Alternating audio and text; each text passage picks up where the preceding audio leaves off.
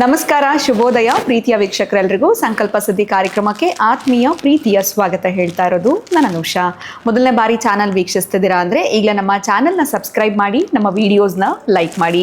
ಇನ್ನು ಪ್ರತಿ ವಿಡಿಯೋಸಲ್ಲಿ ಕೂಡ ಸಾಕಷ್ಟು ವಿಚಾರಗಳ ಬಗ್ಗೆ ಸಂಪೂರ್ಣವಾಗಿರುವಂಥ ಮಾಹಿತಿ ಹಾಗೆ ಮಾರ್ಗದರ್ಶನ ನೀಡುವಂಥ ಸ್ಪಿರಿಚುವಲ್ ಗುರು ಡಾಕ್ಟರ್ ದತ್ತಾ ಗುರುಜಿಯವರಿದ್ದಾರೆ. ಬನ್ನಿ ಗುರುಗಳನ್ನ ಕಾರ್ಯಕ್ರಮಕ್ಕೆ ಬರ್ಮಾಡ್ಕೊಳ್ಳೋಣ. ನಮಸ್ತೆ ಗುರುಗಳೇ, ಕಾರ್ಯಕ್ರಮಕ್ಕೆ ಭಕ್ತಿಯ ಸ್ವಾಗತ. ಗುರುಗಳೇ, ನಾವು ಯಾವುದಾದ್ರೂ ಈಗ ದೇವಸ್ಥಾನಗಳಿಗೆ ಹೋಗುವಾಗ ತಲೆಗೆ ಸ್ನಾನ ಮಾಡಿಕೊಂಡು ಮಡಿಯಿಂದ ಬೇಗ ಎದ್ದು ಭಕ್ತಿ ಶ್ರದ್ಧೆಯಿಂದ ಹೋಗ್ತೀವಿ. ನನ್ನ ಸ್ನೇಹಿತೆಗೆ ಒಂದು ಆಗಿರುವಂಥ ಅನುಭವ ಕಳೆದ ಒಂದು 20-25 ದಿವಸದಿಂದನೇ ಅವಳು ನನಗೆ ಇದನ್ನು ಹೇಳಿದ್ಲು. ತುಂಬ ಒಂದು ಪವರ್ಫುಲ್ ಟೆಂಪಲ್ಗೆ ಹೋಗಿದ್ದೆ, ಬಟ್ ಅಲ್ಲಿ ತುಂಬ ನನಗೆ ಹಾಕಳಿಕೆ ಬರ್ತಾಯಿತ್ತು. ನಿದ್ದೆ ಮಾಡಿದ್ದೀನಿ, ಪೂರ್ಣವಾಗಿ ಎದ್ದು ಫ್ರೆಶ್ ಅಪ್ ಆಗಿದ್ದೀನಿ, ಎಲ್ಲವೂ ಆಗಿದೆ, ತಲೆಗೆ ಸ್ನಾನ ಮಾಡ್ಕೊಂಡು ಹೋಗಿದ್ದೀನಿ, ಮನೆಯವರೆಲ್ಲ ಅಲ್ಲೇ ಇದ್ದಾರೆ. ಈ ಹಾಕಳಿಕೆ ಬಂದರೆ ಯಾರೋ ನೆನೆಸ್ಕೊಳ್ತಾ ಇದ್ದಾರೆ ಅಂತೀವಿ. ಅದು ಒಂದು 2-3 ಸಲ ಎಕ್ಸ್ಪೀರಿಯೆನ್ಸ್ ಆಗಿದೆಯಂತೆ ಆಕೆಗೆ. ಸೊ ಯಾಕೆ ಆ ಥರ ಆಗುತ್ತೆ? ಅದು ಏನಾದರೂ ದೇವ್ರು ನಮಗೆ ಮೆಸೇಜ್ ಏನಾದರೂ ಕೊಡ್ತಿದ್ಯಾ ಅಥವಾ ಏನಂತ ನನಗೆ ಅರ್ಥ ಆಗಲಿಲ್ಲ. ಅಷ್ಟು ಫ್ರೆಶ್ ಆಗಿ ಹೋಗಿರ್ತೀನಿ, ಏನು ಹಿಂಗೆ ಹಾಕಳಿಸ್ತೀಯಾ ಅಂತ ಮನೆಯವ್ರು ಕೂಡ ಅಂದರು. ಸೊ ಈ ಥರದ್ದು ಒಂದು ಅನುಭವ ಆಗ್ತಾಯಿದೆ. ಇದು ಏನಾದರೂ ಒಂದು ಮೆಸೇಜ್ ಏನು ಇದೆಲ್ಲ ಅವ್ರು ಕೇಳಿದ್ರು. ಸೊ ನಾನು ಇದು ನಿಜವಾಗ್ಲೂ ಒಂಥರ ನನಗೆ ಹೊಸದು ಅಂತ ಅನಿಸ್ತು. ಇದನ್ನು ಹೇಗೆ ಪ್ರಶ್ನೆ ಮಾಡೋದು ಅಂತ ಗೊತ್ತಾಗಿಲ್ಲ, ಬಟ್ ಆದರೂ ನಾನು ನಿಮ್ಮನ್ನು ಕೇಳ್ತೀನಿ ಅಂತ ಹೇಳಿದೆ. ಇದೇ ಒಂದು ಮಾಡಿದ್ರೆ ಯಾರಿಗಾದ್ರೂ ಅನುಭವ ಆಗಿದ್ರೆ ಈ ಥರ ಅವರಿಗೂ ಉಪಯೋಗ ಆಗಲಿ ಅನ್ನೋದಕ್ಕೋಸ್ಕರ ಕೇಳ್ತಾ ಇದ್ದೀನಿ ಗುರುಗಳು. ಸೊ ಹಾಕಳಿಕೆ ಬರ್ತಾ ಇರುತ್ತೆ, ಏನಾದರೂ ಇಂಡಿಕೇಶನ್ನ, ಇಂಟ್ಯೂಷನ್ನ ಏನಿದು ಅಂತ ಗೊತ್ತಾಗ್ತಾ ಇಲ್ಲ. ಓಂ ವಿಶ್ವಸ್ಮೈ ನಮಃ. ಪ್ರೀತಿಯ ಬಂಧುಗಳೇ, ಇದೊಂದು ರಹಸ್ಯದಲ್ಲಿ ರಹಸ್ಯ. ನಾನು ಆ್ಯಕ್ಚುಲಿ ಇದನ್ನು ಹೇಳ್ತೀನಿ, ನೀವು ಕೇಳಿದ್ದೀರಿ. ಅತ್ಯಂತ ರಹಸ್ಯ ಇದು. ಯಾರಿಗಾದರೂ ಅರ್ಥ ಆದರೆ ನಿಮಗೆ ದೋಸೆ ಹಿಟ್ಟು ಚೆನ್ನಾಗಿ ಬಂದಿದ್ದು ಹೆಂಗೆ ಗೊತ್ತಾಗುತ್ತೆ ನಿಮಗೆ? ಅದು ಉಕ್ಕಿ ಬಂದಿರುತ್ತೆ ಗೊತ್ತಾಗುತ್ತೆ. ಆದರೆ ನಿಮಗೆ ನೋಡೋದು ಕೂಡ ಗೊತ್ತಾಗೋದು. ನೀವು ತುಂಬ ಈ ಸಾಂಬಾರು ಮಾಡುವಾಗ ಪ್ರಿಪ್ರೇಷನ್ ಮಾಡ್ಕೊಳ್ತೀರಲ್ಲ, ಆವಾಗ ನಿಮ್ಗೊಂದು ಘಮ ಅಂತ ವಾಸನೆ ಬಂದಿರಲ್ಲ. ಎಂಡಿಂಗ್ ಸ್ಟೇಜಲ್ಲಿ ಕುದಿಯುವಾಗ ಬರುತ್ತೆ, ಒಂದು ಸ್ಮೆಲ್ ಬರುತ್ತೆ. ಹೌದು, ಸುವಾಸನೆ. ಪ್ರಯಾಣ ಮಾಡುವಾಗ ನೀವು ರೆಡ್ ಲೈಟ್ ಬಿದ್ದಾಗ ಸ್ಟಾಪ್ ಆಗ್ತದೆ, ಗ್ರೀನ್ ಬಿದ್ದಾಗ ಮೂವ್ ಮಾಡ್ತೀವಿ. ಅಂದರೆ ನೀವು ಹೋಗ್ಲಿಕ್ಕೆ ನಿಮ್ಮೊಂದು ಇಂಡಿಕೇಶನ್ ಕೊಟ್ಟಿದ್ದು ಯಾವುದು? Green light. ಹಾಗೇನೆ ಇನ್ನು ಈ ಥರದೊಂದು 1000 ಉದಾಹರಣೆ ಕೊಡೋಣ. ಬೇಕು ಅಂದರೆ ಕೆಲವರಿಗೆ ಇದು ರಹಸ್ಯ ಇದು. ಯಾರಿಗಾದರೂ ಆ ರೀತಿ ಆದರೆ ಪ್ರೀತಿಯ ಬಂಧುಗಳೇ, ಬಹುಶಃ 1 ವರ್ಷ ಆಯ್ತೇನೋ ನನ್ನನ್ನು ಇದೊಂದು ಪ್ರಶ್ನೆ ಇದು ನಮ್ಮ ವಿನೋದ್ಗೂ ಹಿಂಗಾಗತ್ತೆ ಪಾಪ. ಅದು ಸ್ವಲ್ಪ ದೈವಭಕ್ತ. ಯಾಕೆ ದೈವಭಕ್ತ ಅಂತಂದರೆ ಆತನ ತುಂಬ ಪ್ರಾಮಾಣಿಕವಾಗಿ ನಡ್ಕೊಳ್ಳೋದ್ರ ಜೊತೆಗೆ ಅಯ್ಯಪ್ಪ ಸ್ವಾಮಿ ಮಾಲೆ ಆತನಿಗೆ ಎಷ್ಟು ವರ್ಷ ಆಗಿದೆ ಅಷ್ಟು ಹಾಕಿರ್ತಾನೆ ಮನೆ. ಒಂದು 30 ಸಲ ಅಯ್ಯಪ್ಪ ಸ್ವಾಮಿಗೆ ಹೋಗಿರ್ತಾನೆ. ಬಹಳ ಡೆಡಿಕೇಟೆಡ್ ಆಗಿ ನಡ್ಕೊಳ್ಳೋಂಥದ್ದು ಅಯ್ಯಪ್ಪ. ಹಾಗೆ ನಾವು ಯಾರನ್ನು ಪೂರ್ಣವಾಗಿ ಹಚ್ಕೊಬಿಡ್ತೀವೋ ಅವ್ರು ನಮ್ಮ ಒಳಗಡೆ ಪ್ರವೇಶವಾಗ್ತಕ್ಕಂಥದ್ದು ಇದೆಯಲ್ಲ, ತುಂಬ ಹಾಕಲಿಕ್ಕೆ. ನಾನು ಮಾಡುವಾಗ ನಮ್ಮ ಚಿಕ್ಕಪ್ಪ ಅವರ ಕಣ್ಣು ಕಾಣಲ್ಲ, ನಾನು ಅಂದಿದ್ದು ಕೇಳಿಸ್ಕೊಂಡ್ಬಿಟ್ರು. ದೇವಸ್ಥಾನ 3-4 ಸಲ 3-4 ಸಲ ದೇವಸ್ಥಾನದಲ್ಲಿ ಕುಳಿತುಕೊಂಡು ಇನ್ನೇನು ನಮಗೂ ಎದ್ದೆ ಏನು ಪ್ರಾಬ್ಲಮ್ ಇಲ್ಲ. ಇದು ಚೆನ್ನಾಗಿ ಇದು ಬಂತು. ಏನಪ್ಪ ನೀನು ಒಳಗಡೆ ದೇವತೆ ಬರ್ತಾ ಇದ್ದಾಳೆ ಹೋಗ್ತಾ ಇದ್ದಾಳೆ, ಕಣ್ಣು ಕಾಣಲ್ಲ ಆತನಿಗೆ. ನಾನು ಮಾಡ್ತಿರೋದು ಇದು ಅದೇ. ಇದು ವಾಸ್ತವ. ತಾಳೆ ಯೋಲೆ ಅಂತಿದೆ. ತಾಳೆ ಯೋಲೆನಲ್ಲಿ ಇದಿದೆ. ನಮಗೆ ಈ ದಶವಾಯುಗಳು ಅಂತಿದ್ದಾವೆ. ಪ್ರಾಣ, ಅಪಾನ, ವ್ಯಾನ, ಉದಾನ, ಸಮಾನ, ದೇವದತ್ತ, ನಾಗ, ಕೃಕರ, ಧನಂಜಯ, ಈ ದಶವಾಯುಗಳಿದ್ದಾವೆ. ಈ ದಶವಾಯುಗಳಲ್ಲಿ ಈ ಕೃಕರ ವಾಯು ಬಂದಾಗ ಆಕಳಿಕೆ ಬರುತ್ತೆ. ಆ ಆಕಳಿಕೆ ಬರೋವಂಥದ್ದು ನೀವು ನಿದ್ದೆ ಇಲ್ಲ ಅಂದರೆ ಮನೆಯಲ್ಲಿ ಬರುವಂಥದ್ದು ಅದೊಂದು ರೀತಿಯ ಸೋಂಬೇರಿತನ. ನಿದ್ದೆ ಚೆನ್ನಾಗಿ ಮಾಡಿದ್ದು ನಿಮಗೆಲ್ಲೂ ಕೂಡ ನಿದ್ದೆಗೆ ಭಂಗವೇ ಆಗಿಲ್ಲ ಅಂತಂದರೆ ಎಲ್ಲಾದರೂ ಒಂದು ಎನರ್ಜಿ ಇರೋಂಥ ಪ್ಲೇಸ್, ಒಂದು ಡಿವೈನ್ ಆ ಶಕ್ತಿಯಲ್ಲಿದೆ ಅಂತಂದರೆ ಬಹುಶಃ ಇದು ವಿನೋದ್ ಹೆಚ್ಚಿಗೆ ಆಗ್ತಾ ಇತ್ತು ಅಂತ ಒಂದು ಸಲ ಕೇಳಿದಾಗ, ನಿನ್ನ ಒಳಗಡೆ ದೇವಿ ಹೋಗ್ತಾಳೆ ಮತ್ತು ಆಕೆ ಹೊರಗೆ ಹೋಗ್ತಾಳೆ, ಒಳಗಡೆ ಪ್ರವೇಶವಾಗ್ತಾಳೆ ಮತ್ತು ಹೊರಗೆ ಹೋಗ್ತಿದ್ದಾಳೆ ಅನ್ನೋದು ಇಂಡಿಕೇಶನ್. ಅದು ಅಂದರೆ ನಮ್ಮ ಒಳಗಡೆ ಆ ದೇವಿ ಪ್ರವೇಶವಾಗ್ತಿದ್ದಾಳೆ ಅಂತಂದರೆ ಆ ಕಡೆಯ ಮೂಲಕ ದೇವಸ್ಥಾನದ ಮುಂದುಗಡೆ ಒಂದು ಧ್ವಜಸ್ತಂಭ ಇಟ್ಟಿರ್ತಾರೆ. ಆ ಧ್ವಜಸ್ತಂಭದ ಹತ್ರ ದೇವರು ಬರ್ತಾನಂತೆ ವಾಹನ ಒಂದು ಗರುಡ ಅಲ್ಲಿ ಬರ್ತಾನಂತೆ, ಅದ್ರ ಮೇಲೆ ನಿಲ್ತಾನಂತೆ, ದೇವರು ಮತ್ತೆ ಒಳಗಡೆ ಹೋಗ್ತಾನಂತೆ.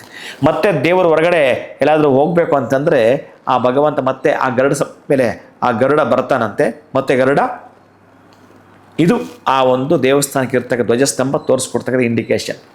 ಗರುಡ ಹೋಗಿ ಬರೋದ್ರ ಒಂದು ಇಂಡಿಕೇಶನ್. ಹೇಗೋ ದೇವರು ಹಾಗೆ ನಮ್ಮ ಒಳಗಡೆ ಇರ್ತಕ್ಕಂಥ ಉಚ್ಛ್ವಾಸ ನಿಶ್ವಾಸದ ಮುಖಾಂತರ ಏನು ಇರುತ್ತೋ ಆ ಒಂದು ದೇವಿ ಪ್ರಸನ್ನವಾಗ್ತಕ್ಕಂತಹ ಸಂದರ್ಭವದು.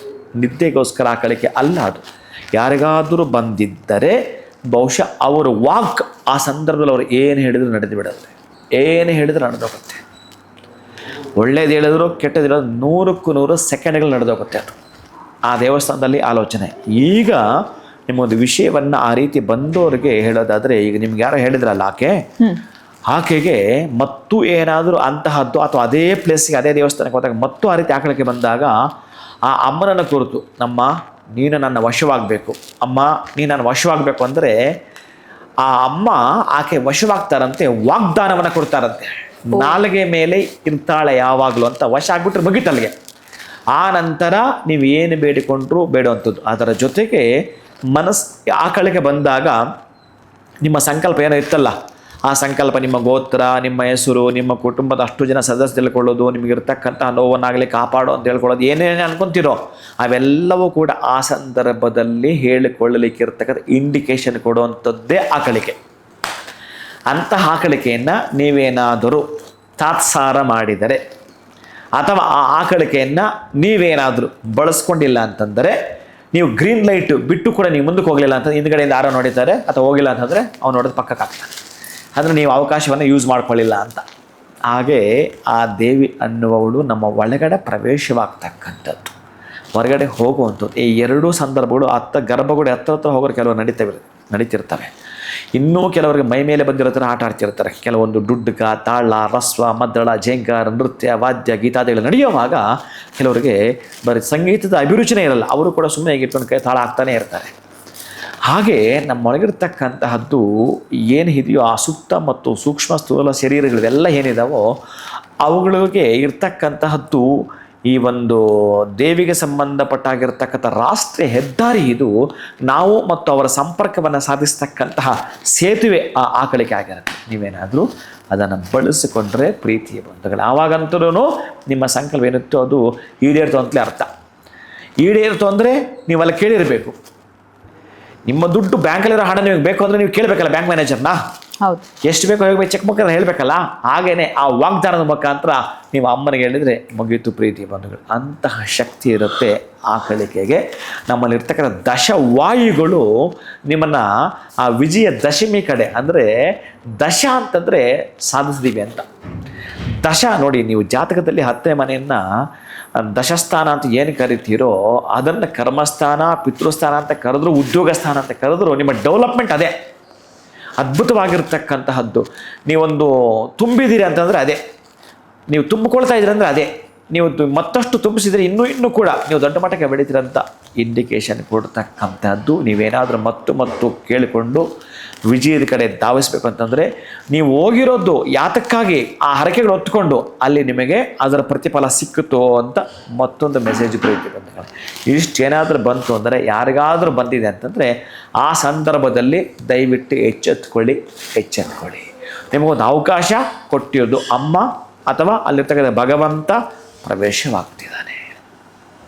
ಅದಕ್ಕಾಗಿ ಅಂತಹ ಅಭಿರುಚಿಯನ್ನು ಆವಾಗ ನೀವೊಂದು ಶ್ಲೋಕ ಹೇಳ್ತೀರೋ ಅಥವಾ ಖುಷಿಯಿಂದ ಸಂತೋಷವೊಂದು ನಿಮ್ಮ ಮನಸ್ಸಲ್ಲಿ ಉಲ್ಲಾಸವೊಂದು ಹಾಡು ಹೇಳುತ್ತೀರೋ, ಏನಾದರೂ ಕೇಳಿಕೊಳ್ಳುವಂಥದ್ದು, ಇವೆಲ್ಲವೂ ಕೂಡ ಮಾಡೋದು. ಬೇರೆ ಏನೂ ಕೂಡ ಬ್ಯಾಡ್ ಥಾಟ್ಸ್ ನಿಮ್ಮನ್ನು ಯಾವುದೇ ಕಾರಣಕ್ಕೆ ಆ ಸಂದರ್ಭದಲ್ಲಿ ಬರಬಾರ್ದು. ಹಾಗಾಗಿ ಮನಸ್ಸಲ್ಲಿ ಬಹುಶಃ ಏನು ಕೇಳ್ಕೊಳ್ಳೋಕೆ ಗೊತ್ತಾಗ್ತಿಲ್ಲ ಅಂತಂದರೆ ಒಂದು ಮಂತ್ರ ಹೇಳ್ಕೊಳ್ತಾ ಇರಿ, ರಾಮ ರಾಮ ರಾಮ ರಾಮ, ಕೃಷ್ಣ ಕೃಷ್ಣ ಕೃಷ್ಣ ಕೃಷ್ಣ, ಓಂ ಐಂ ಹ್ರೀಂ ಶ್ರೀಂ ಶ್ರೀಂ ಶ್ರೀ ಮಾತ್ರೆ ನಮಃ.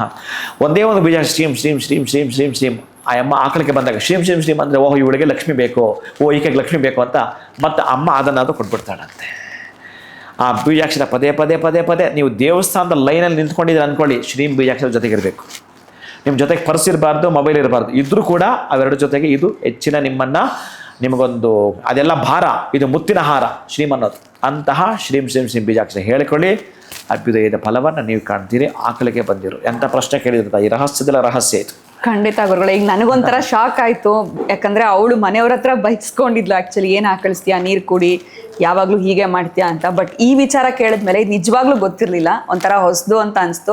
ಇನ್ನು ಮುಂದೆ ನಾವು ಯಾವುದಾದ್ರೂ ಆ ರೀತಿ ಪವರ್ಫುಲ್ ಕ್ಷೇತ್ರಗಳಿಗೆ ಭೇಟಿ ನೀಡಿದಾಗ ನಮಗೆ ಆ ಥರ ಆದಾಗ ಏನು ಮಾಡ್ಕೊಳ್ಬೇಕು ಇಮಿಡಿಯೇಟ್ಲಿ ಅಂತ ತಿಳಿಸ್ಕೊಟ್ಟಿದ್ರೆ. ಅದನ್ನ ಬೇಕಾಗೆ ಮಾಡಕ್ ಬರಲ್ಲ, ಅದು ಹಾಕ್ಲಿಕ್ಕೆನಾ ಬೇಕಾಗಿ ಮಾಡಕ್ ಬರಲ್ಲ. ಆ್ಯಂಡ್ ನೀವು ಕೊಟ್ಟಂಥ ಉದಾಹರಣೆ ತುಂಬ ನಮ್ಗೆ ಈಸಿಯಾಗಿ ಅರ್ಥ ಆಯಿತು. ಈ ಸಿಗ್ನಲ್ ಲೈಟ್ ಬಂದಾಗ ನಾವು ಗ್ರೀನ್ ಬಂದು ಮೂವ್ ಮಾಡಲಿಲ್ಲ ಅಂದರೆ ಬೇರೆಯವ್ರು ನಮ್ಮನ್ನು ಓವರ್ಟೇಕ್ ಮಾಡ್ಕೊಂಡು ಹೋಗ್ತಾ ಇರ್ತಾರೆ ಅಂತ. ಸೊ ನಿಜ ಒಂದು ಡಿಫ್ರೆಂಟ್ ಆಗಿರುವಂಥ ವಿಚಾರ ತಿಳ್ಕೊಂಡಂಗಾಯಿತು ಈ ಒಂದು ಪ್ರಶ್ನೆ ಮುಖಾಂತರ. ಅದ್ಭುತವಾಗಿರುವಂಥ ಮಾಹಿತಿ ಕೊಟ್ಟಿದ್ದೀರಾ ಗುರುಗಳೇ, ಧನ್ಯವಾದಗಳು, ನಮಸ್ಕಾರ. ಹರೇ ಶ್ರೀನಿವಾಸ. ಇನ್ನು ಇವತ್ತಿನ ವಿಡಿಯೋನ ಮುಗಿಸುವಂಥ ಸಮಯ ಆಗಿದೆ. ನಮಸ್ಕಾರ.